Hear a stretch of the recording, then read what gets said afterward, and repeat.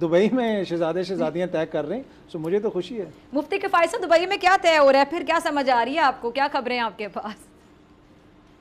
पहले उसने मुस कहा, फिर तक कहा, फिर बल कहा। इस तरह जालिम ने मुस्तकबल के टुकड़े कर दिए। वाह, जी जी मुफ्ती साहब, बस शेर पढ़ना था और भी कुछ कहना था? जी ठीक है। अच्छा शाह खाबर साहब, आपको क्या लगता है आगे क्या होगा? ये पीपल्स पार्टी से वज़ीर आज़म बनाने पे, निगरान हुकूमत के, ये जो निगरान, इसके नामों पे इतफाक नहीं हो रहा, क्या समझ आ रही है आपको? देखिए, एक तो ये है कि दुबई में और लंदन में ये हमारी भी एक हिस्ट्री रही है कि अहम नौइयत के फ़ैसले जो हैं वहीं पे होते रहे।